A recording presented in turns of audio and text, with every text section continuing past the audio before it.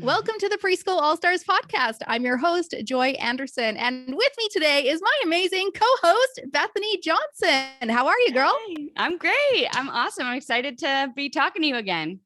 Oh, I am so excited too. Now, what we're doing is a very special series where we are re-interviewing some of our favorite podcast guests, people who have really just excelled with their preschool businesses. They have just blossomed and off they go. And so we really want to see now what's going on with your new preschool and how things are going.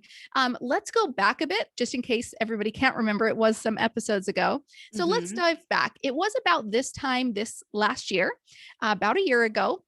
Catch everybody up. What were you doing in your preschool? What did it look like? Were you doing local, online? Catch us up. What were you doing a year ago?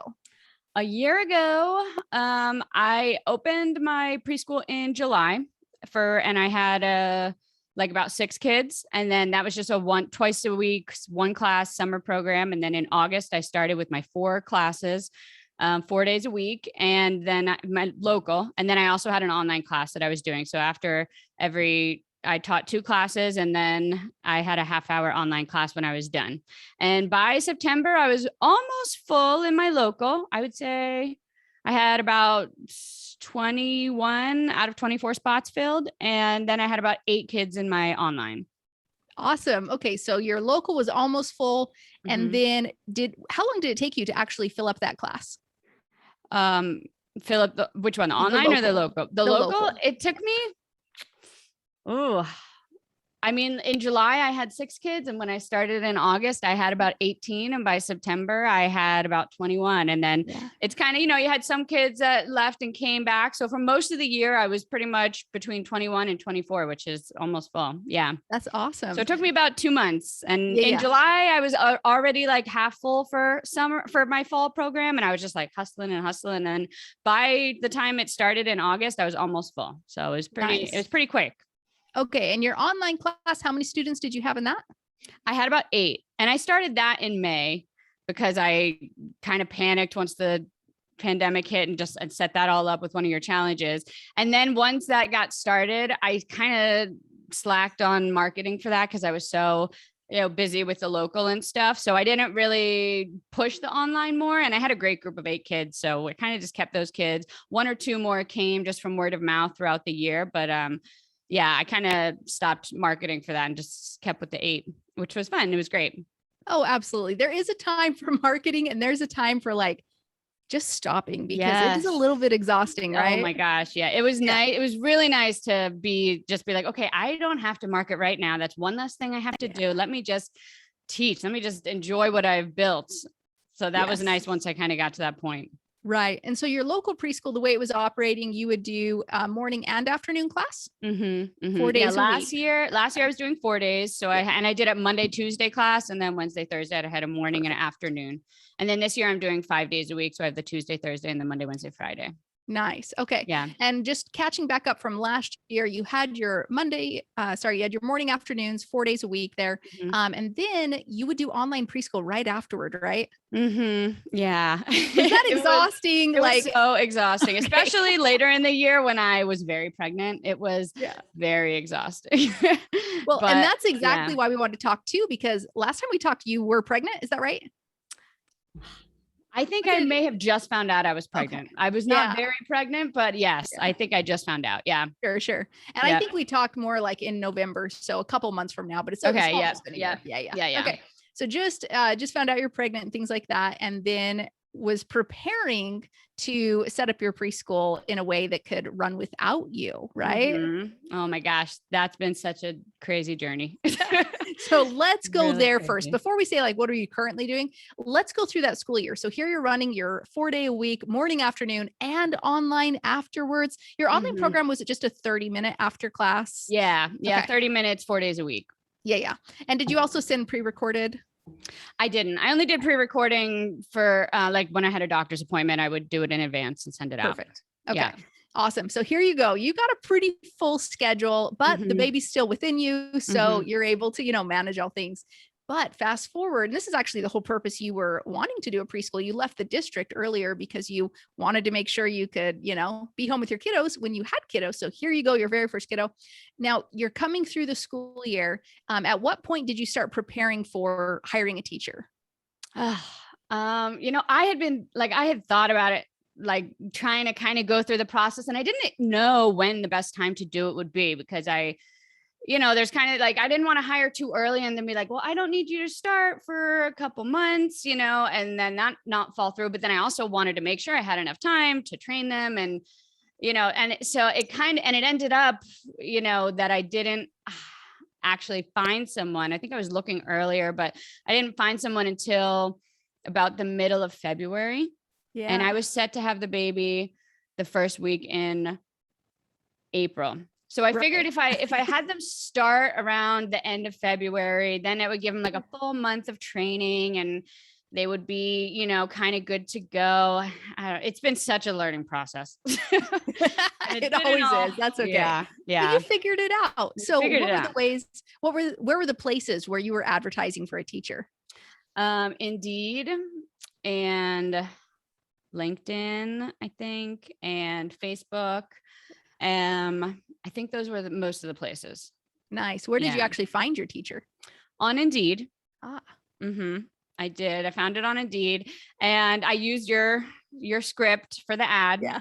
And honestly, the first teacher we hired, it was really rough, and she's no longer here. Oh, now so that's a whole nother story. February? Yeah, is this the February one? Yeah, okay. This is the February one. Okay. How long was she with you, and when did that end? Okay, so she started about the middle, like maybe the third week in February, and by the last week in May, I'm sorry, about June 17th. So she was here for a few months. Yeah. I had to, once I had the baby, and because things were crazy with the baby, with the birth, and I was sick, and I was on the couch with the C-section and some complications, like it was already kind of not working out. And I knew that, but I was kind of, stuck. And I messaged you asking for advice because it was a really hard time just because it wasn't working out. And, so then finally, when I was able to like move and get off the couch and like, okay, I was like, I gotta get myself back into this. I have to find a teacher mode, which I just don't like. Like, I don't like having to like search for people. And the interview process really stresses me out. Like, I didn't know that it would be more stressful on the boss side of things than like when I was interviewing for any other job, trying to get the job. Well, because you feel like there's a lot riding on this decision, isn't it? Like my preschool's futures, exactly. The reputation, your income. It's kind of relying on this your one whole program. And after I realized that I not made the best choice the first time, the second time was even more stressful because I'm like, now I've already put myself in a position that I didn't want to, where I had to take a teacher out, after the kids got kind of used to her. And, I didn't want that to be a bad look on for the parents. And so I was, and I didn't trust my judgment anymore, because I'm like, when I hired this first person, I was like excited and I was like, okay, I think I found, and then it very quickly realized that I had not made a great choice. And so the second hiring, I was like, well, what if this person really isn't what I think? And I just didn't trust myself anymore. And I was like, I don't know, I had to kind of, questioning myself more than even before, which I was already questioning myself. Absolutely. What were the things going into your next hiring? You don't have to go into details at all, but going into your next hiring, what were you specifically looking for that you're like, knowing all that I know now? I love that phrase. Knowing all that I know now. Yeah. What will I be looking for this time? Definitely reliability. Definitely. That was a huge problem, when I was on maternity leave. Showing up when time, you're supposed to be. Yes, on time and every day. And I made sure to dig a little deeper into the references and ask more questions and get a better sense. I also went with someone a little older. Not that, that because the first person was younger and the second person was older, and she just had a lot more experience. She'd also like raised her own kids, and she had a lot of like life experience, and also in the classroom experience, but a lot of different kinds of teaching, her own kids, her, And I just felt like I wanted to hire someone from the very beginning that I could also learn from in the classroom. You know what I mean? Like, I want someone to be able to teach me stuff and someone that I could work with well, that we mesh together well, that because it's just me and them and there's no one else. And I have to be able to rely on them with like my entire business, which is like really, really scary because I built this thing, you know, like putting that in someone else's hands, even just in my classroom, a few feet away from me is, and the fact that like, I can hear everything going on a lot of the time, you know? So it's very stressful to like, I need to know that I can trust them without feeling like I have to go in there all the time. Like, so someone I could trust, someone that was reliable, someone that other people told me they could trust through the references, you know, that was really important to me. Totally. I'm going to do 3 things real quick to kind of like let everybody know this is an okay process to go through. I also hired my first person and was like, yay. And she quit within she quit over spring break. I think I had her for a month or 2. So I learned I feel a little better that. then. Okay. Yeah. Second one, knowing all that I knew then, hired somebody who was actually really well educated and schooled me. So I love that you were looking for somebody who could teach you as well. So now let's go into where your preschool actually is, because if you got your little baby, I had converted my garage, but where is your preschool at? Is it in the garage? Is it in your house? It's in my garage. Yep. Okay. I converted the garage nice. After I watched your video. Yeah, that's awesome. The garage. Yeah. And now my new person is great. She's like a lifesaver. And it's such a like relief to just know that she's good, you know, like I don't have to be worrying about it. Although I'm still struggling with the dynamic of like, I want to be in the classroom because I love the kids like that. Being in the classroom is actually more fun for me than running the business part. And now that's a whole nother thing. I'm really trying to, you know, I have to learn how to, you know, learn QuickBooks and do this accounting and that stuff, especially because I struggle with ADHD and like being detailed and organized is kind of hard for me. And she's very detailed and organized. So that's kind of help, you know, just the way she runs stuff kind of helps me. But I struggle with that being inside the classroom and I like, you know, I have my sweet little baby and all I want to do is just snuggle on him all day long. And for, you know, when he was born, my maternity leave was it was stressful because I was recovering and having complications recovering. And I felt like I had to be in here fixing stuff, you know, like I would just hear stuff going on in the classroom and the way, you know, talking to parents, like I got to the point where like, I made sure I was there every pickup and drop off because I didn't trust her to deal with parents, you know? So even getting up and my husband was like, you need to stay on the couch. And everyone, my midwife, you have to stay on the couch or you're never going to recover. Right. And so there was just this pull of like, all I want to do is snuggle with my baby, but I'm hearing what I feel like is my business falling apart in the other room. And I feel like I have to be in there, you know? And now I don't feel that way, but I still struggle with the pull of like, I want to be in there and I want to be involved. And how much do I want to be involved? Because I don't want to step on her toes. And I want her to know that I trust her because I really do trust her. But also like, I still like, you know, being like seeing the parents and, you know, them knowing that I'm involved and seeing the kids and working with them. But I also want to be with my baby all the time and spend quality time. Cause for the first little bit, I felt like I was like, okay, gotta feed the baby, gotta put the baby down, then come to the classroom, you know? And I got to the end of each day and I'm like, I feel like I didn't even get quality time with my baby. Cause I've just been like doing what I need to take care of him and then putting him down so I can go and, you know, figure stuff out. And now, especially now we've been in our fall semester with a bunch of new kids. So I felt like I wanted to be in there for the first few weeks so I can get to know the kids and the parents and the families, you know. And now the past couple of weeks, I've really been stepping back and just kind of letting her do her thing and, you know, letting her know that I'm here, if she needs me and I can, you know, but it's been a very hard transition. I didn't think that the transition to boss would be almost as hard as like doing everything myself, you know? Yeah. Because that was really stressful last year doing everything myself. And now, you know, teaching is the most time consuming part. She's in here all day long, but it's just been such a different transition. Like I have to figure out the dynamic of being a boss, you know, not like being friendly and being like the boss that I want to be. I want to be a boss that trusts them, that gives them their space, that pays well, that, you know, but also can help them and support them in what they need without stepping on their toes and without, you know, it's a hard balance. And I didn't like take all that into account. I was just like, sweet, I'll have a teacher and I'll be able to be with my baby and it'll all be great. And it's been a huge learning curve to become the boss. that It was a really lot is. to spit out, but yeah. No, 100%. I mean, to be fair, like when my husband met me, I was the teacher, the owner, the director, right? Kind of like you Mhm. were that very first year. Yeah. And I was like the happiest person because I was teaching every day, right? Mhm. So then I get the transition because when you're no longer, you're just behind a computer in your house, just kind of Mhm. like, and you got to figure out how do you keep those happiness levels up because Mhm. teaching will naturally bring it out, you know? Yeah. Yeah. Yeah. So I feel Yep. that.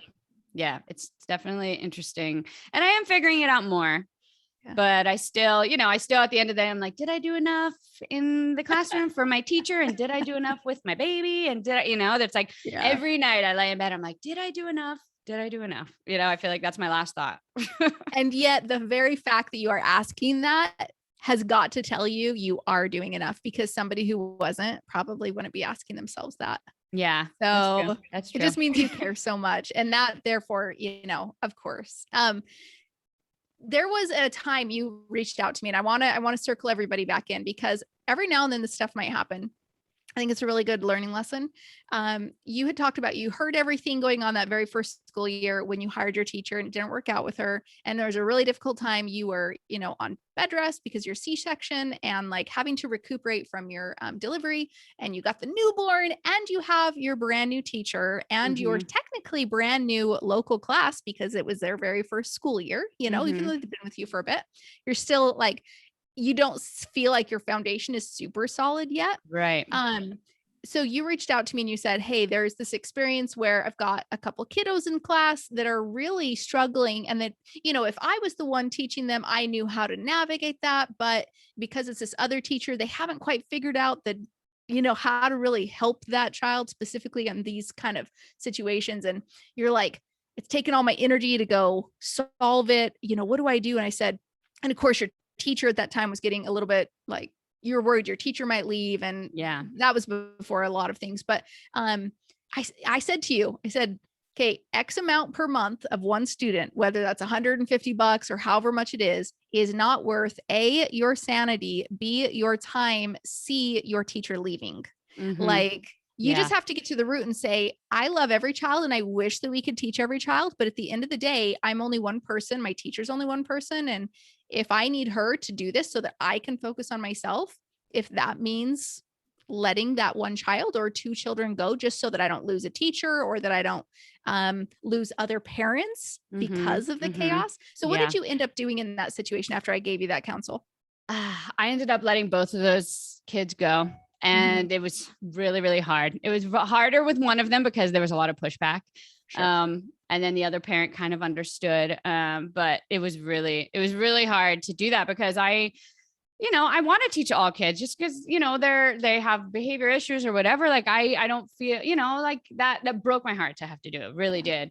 But you were right. And I kind of knew when I messaged you, I'm like, I feel like this is what I have to do, but I don't, that's not really, it's not what I wanted to do, but I felt like it was and you told me, you were like, this is what you have to do. And I was like, okay, I feel a little better that you told me that because, I was struggling with it. And my husband was telling me the same thing. He's like, Sure. you need to fix this because you can't deal with it right now. And whatever you need to do to keep your business going, to keep your teacher in the Yes. classroom, and it was correct. And the funny thing was I immediately filled the spots. So it wasn't like, That's it awesome. wasn't like it was this thing where I had, a big loss of income. Yeah. And it was such a load off my shoulders. Once it happened, it was like, oh, okay, I could breathe again, and that was kind of the same way with when I had to let my teacher go. That was like, I stressed about that. Oh my gosh. That was like one of the hardest things I've had to do. I stressed about it so much because I don't want to, I'm very like people pleasy, I guess. And I don't want to hurt people's feel, and I don't want to make their lives harder. And I don't want to, and I really like when I became a boss, I was like, I want to be a really good boss, a supportive boss. And I felt like I wasn't able to be a good boss. And I didn't know if it was me being a bad boss or them not being the best employee or a mix of both. And I'm sure it was a mix of both, like just combined, and just me not being able to give her the support that she needed to succeed, when also feeling like I was a little bit getting taken advantage of in the position I was in, and I didn't know how much of each feeling was correct, so I didn't know if my actions were, the correct course of action. So that was really hard. Letting the teacher go and letting those kids go was definitely the hardest thing I've had to do so far, I think. 100%. But it made everything so much better in the end. Right. Right. And you had to listen to your gut. Yeah. I tell everyone, use this phrase commonly, actually, knowing all that I know now, ... So for instance, with your teacher, knowing all that I know now, would I rehire that teacher tomorrow if given the opportunity? And if your answer is not heck yes, you need to let that person go. Yeah. You do. Same thing. Well, kind of not really with the student, because sometimes we just kind of, we can get through a year. But if the student is actually where other parents may withdraw their kid because of the behavior of a certain student, and that's where what kind of was going. Yeah. Yeah. Okay. And I have it in my handbook that's like, if, student can be let go if they, a bunch of reasons. And one of them is not acclimating correctly or not, and so I felt like justified in doing it, but the parent was very upset and it was really hard. And then came back late, like months later at our graduation and like our preschool graduation. It was like a month and a half after I'd let her go, and sent me this like 7,000 word email on the day of graduation that was just like awful and like terrible, and telling me what a terrible person I was, and like how and I was just like heartbroken, because I felt like I had really done so much for that student. Like there were it was a struggle when I was teaching, it was a struggle with that student the whole year. And I felt like I was just putting in so much energy and because I wanted the students to succeed. And I knew that maybe given like certain tools, she could, if she got like some more supports at home, more support, the supports that I was kind of recommending, that they were not, And so it was like heartbreaking receiving that email, because I'm like, is this really what you think of me? Like I tried my hardest. I tried so hard, so that was kind of hard. And then, I just had people like, you gotta let it roll off. You're not going to please everybody. And there's going to be these situations where that happens. But I definitely like ruminated on that for a really long time. I give myself one day, and hopefully this will help you too. Give yourself one day. You can feel it all and you can feel like crap for one day, but by the time you go to bed, all the things need to have happened, all the communications, all the everything, so that when you wake up the next day, new day. Yeah, that's what I need to do. You'll get there. Awesome. Okay, let's catch everybody up now as we close out this episode. So tell us, that was your end of experience. You have a great teacher there you're loving right now. What is your current schedule and how many students and all that great stuff? Yeah, so my current schedule, I have the Tuesday, Thursday morning and afternoon, and then the Monday, Wednesday, Friday morning and afternoon. And they're all full. I've been on a wait list since I was on a wait list for my summer program since February. And then I pretty much by like June, I was on a wait list for my fall. And I have, each class has like 3 or 4 kids on the wait list. So, I'm like not stressing about marketing right now, which is once again nice. We have the 5 days a week. I'm not doing online. Just because I just couldn't do it. Well, yeah, because you'd be either asking your local teacher to do it, or you would be stepping in every single day at certain hours. And with a baby, that's tricky with nap schedules and eating. And yes, exactly. And I didn't want to put that on my local teacher, because I didn't think that's, I don't think that's really what she was here for. She loves teaching, being in the classroom. And I did love doing the online class, but you're right, with the baby, it was just, I couldn't do it, which is fine, because, sometimes I got to take stuff off my plate. My husband's like, you are a superwoman, but you don't have to be that all the time. Like you don't have to do everything. And so we're full, which is great. And I'm now, now I'm really trying to focus on my admin work and getting everything sorted out and learning all these programs. I have the payroll figured out now, and I'm kind of trying to work on getting all the accounting and all the, there's just a lot for me to learn, that I'm not good at technology. I'm not good at these programs. I'm not good at I don't have a degree in all this. So I'm learning as I go, which I have been the whole time. But, teaching, that was the easy part for me. This is the hard part, is the admin and keeping organized. So I'm really trying to focus on that, and then trying to enjoy times with my babe during the day. And it's great now.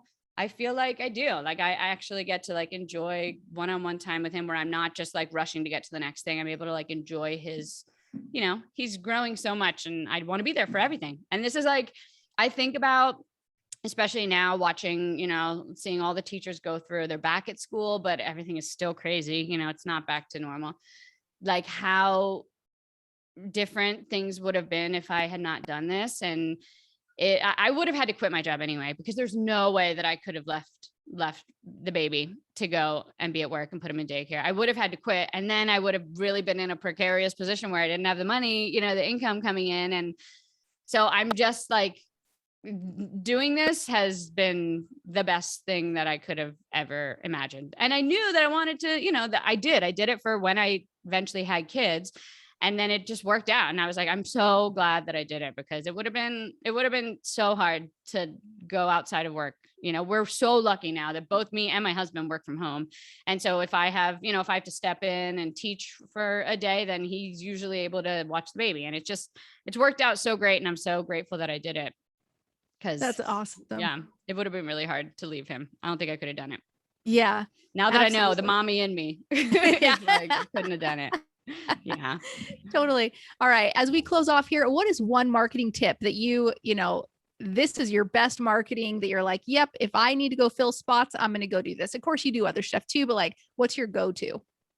What really helped me in the beginning was, I made a video tour of my space, and that video tour actually got picked up by the local news. And then they kind of put clips of my video tour in the interview with me and made this like awesome segment. But even without that happening, like the video tour, I just was able to go on all those moms groups, and most of them don't allow you to post your thing anymore, but go in the comments, like when people are recommending preschools, and just kind of give them like a few sentences and then give them my video tour, and just like post the video tour link into that comment. So and now I post the news article into that comment. That really helped, just because they could see the space, and then being able to just post that link really helped. I think that was my biggest thing. It's just because you can have some pictures, or you can have some whatever, but like giving them a tour of the space that their kids would be really helped them visualize that. So I think that's a really good idea. Was that a YouTube link that you shared? Mm-hmm. Okay. Yep. Yeah. Nice. YouTube link. Yeah. That's awesome. Well, yeah. Bethany, again, thank you so much. So proud of everything you're doing. Last question, actually. Where are you going from here? What are you excited about moving up here with your next preschool stage? Ooh. So the next step would be to just buy a house and turn it into a schoolhouse. But with the real estate right now, I'm not, I don't know. Real estate's kind of crazy right now. But since we're on a wait list for every class, I feel like it, I don't know. But also I kind of have to I'm like, wait, I just want to enjoy my baby right now. And we're pretty stable right now. So I don't want to rush that that's another thing that I'm trying to balance, where I'm like, we could be, expanding already because we have the clientele right now, but yeah. I'm like, I just want to enjoy what I got right now. And then, think about the whole expanding thing a little bit, but that's the next step. And I'm excited about that. And I already know I'm going to get a house with a bigger backyard and, exactly the space that would work better than just having my garage and my small backyard. But that would be the next step. That's awesome. Well, I hope everybody is loving our Preschool All-Stars podcast. Make sure you continue to follow these Tuesday episodes, because every Tuesday after this one, we're going to have follow-up interviews from people who've already been on our podcast before and be able to see what they're up to now. So again, Bethany, thank you so much. Thank you so much. And thank you for everything that you've helped me do this past year and giving me the opportunity to listen to all these other ladies' stories. I love it. I'm having a great time with all these podcast stories. You're so welcome. If you love today's episode, then you are going to love this. I want to give you a free gift in your hands. This is a copy of my book, Start Your Preschool, and I want to get it to you for free. Yes, I said for free. It is a 300-page book. It'll help you learn the step-by-step process to actually starting your local or your online preschool. Every single step that I walked myself through, as well as the thousands of women who've created their own successful preschools, have gone through the exact steps listed in this book. Not to mention, I also share 20 amazing women's stories, so you can see how not only did it work for me, but it works for amazing women just like you as well. I want to get you this free copy. Just go to freepreschoolbook.com or click the link in the description and we'll get it to you today. Again, just go to freepreschoolbook.com and we'll get it right to you.